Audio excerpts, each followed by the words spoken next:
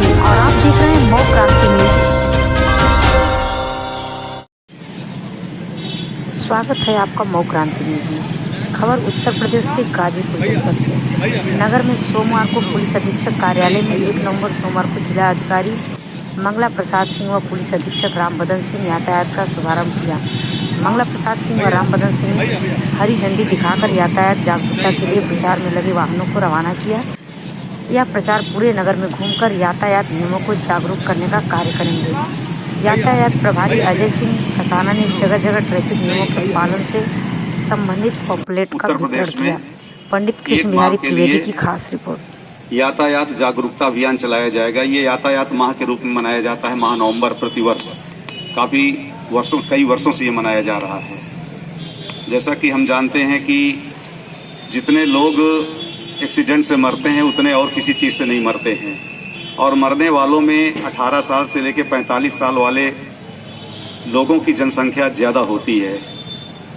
हम देख रहे हैं कि जैसे जैसे सड़कों का विकास हुआ है, सड़कों की चौड़ाई बढ़ी है, उसी हिसाब से शहरीकरण भी बढ़ा है, जनसंख्या भी बढ़ी है। लोगों को गाड़ी चलाने का सही तरीका नहीं मालूम है। सही तरीका न मालूम होने से एक्सीडेंट ज़्यादा हो रहे हैं।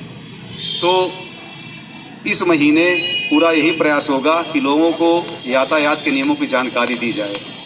और ये जो यातायात के नियम हैं, ये केवल सड़क पर ही लागू नहीं होते हैं। जैसे ही घर से हम अगला कदम बढ़ाते हैं, अपने घर के बाहर निकलते हैं, ये वहीं से यातायात के नियम शुरू हो जाते हैं कि जैसे ही हम गली में आए, सड़क में आए, तो हमें सड़क में किधर चलना है, पहले किसको जगह देनी है, स्कूल है तो क्या करना है, अस्पताल है तो क्या करना है, सड़क पार करनी है, जेब्रा लाइन क्या है, रेड लाइट क्या है, उसकी जो बत्तियां हैं वो क्या मैसेज देती हैं, ये सारी चीज़ों की जानकारी इस महीने दी जाएगी। अब इससे आप समझ सकते हैं कि हर व्यक्ति, कोई ऐसा व्यक्ति नहीं है जो सड़क से जुड़ा ना हो। हर व्यक्ति सड़क का उपयोग करता है, तो हर व्यक्ति को ये जानकारी देनी है कि जब वो सड़क पर चल रहा है तो उसे क्या करना है। सर, यातायात माह की शुरुआत आज की गई है।